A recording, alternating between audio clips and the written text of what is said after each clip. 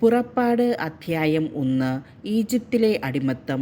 യാക്കോബിനോട് കൂടെ കുടുംബസമേതം ഈജിപ്തിൽ വന്നു ചേർന്ന ഇസ്രായേൽ മക്കൾ ഇവരാണ്: Reuben, Simeon, Levi, Judah, Issachar, Zebulun, Benjamin, Dan, Naphtali, Gad, Asher.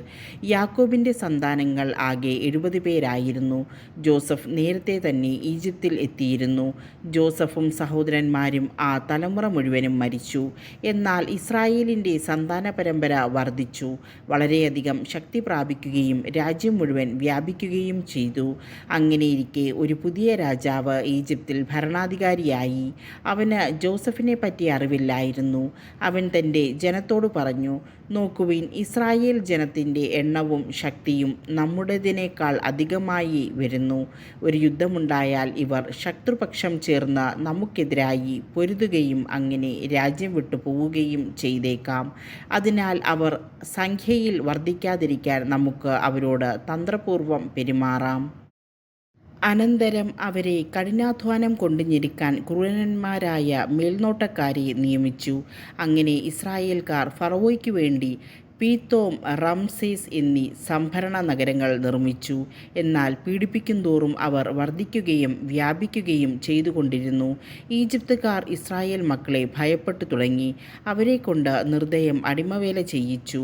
കുമ്മായവും ഇഷ്ടികയും കൊണ്ടുള്ള പണികളും വയലിലെ വേലകളും കഠിനാധ്വാനവും കൊണ്ട് അവരുടെ ജീവിതം ക്ലേശപൂർണമാക്കി. മർദ്ദനത്തിൻ കീഴിൽ അടിമവേല ചെയ്യാൻ ഇസ്രായേല്യർ നിർബന്ധിതരായി. ഈജിപ്ത് രാജാവ് ഷിഫ്ര, പൂവ എന്നു പേരായ 2 ഹെബ്രായ സൂതികർമ്മിണികളോട് പറഞ്ഞു: നിങ്ങൾ ഹെബ്രായ സ്ത്രീകൾക്ക് പ്രസവ ശുശ്രൂഷ നൽകുമ്പോൾ ശ്രദ്ധിക്കുവിൻ. പിറക്കുന്നത് ആൺകുട്ടിയെങ്കിൽ അവനെ വധിക്കണം, പെൺകുട്ടിയെങ്കിൽ ജീവിച്ചു കൊള്ളട്ടെ.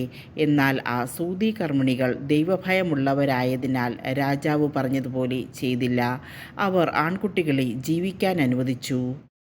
ആകയാൽ രാജാവ് സൂതികർമ്മിണികളെ വിളിച്ചു ചോദിച്ചു: നിങ്ങൾ എന്തുകൊണ്ട് ഇങ്ങനെ ചെയ്തു? ആൺകുട്ടികളെ കൊല്ലാതെ വിട്ടതെന്തുകൊണ്ട്?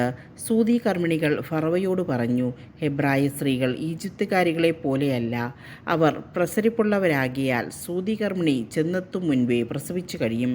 ദൈവം സൂതികർമ്മിണികളോട് കൃപ കാണിച്ചു.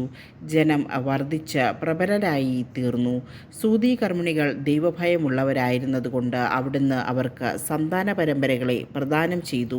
അപ്പോൾ ഫറവോ പ്രജകളോട് കൽപ്പിച്ചു: ഹെബ്രായർക്ക് ജനിക്കുന്ന ആൺകുട്ടികളെയെല്ലാം നൈൽ നദിയിൽ എറിഞ്ഞു കളയുവിൻ, പെൺകുട്ടികൾ ജീവിച്ചു കൊള്ളട്ടെ.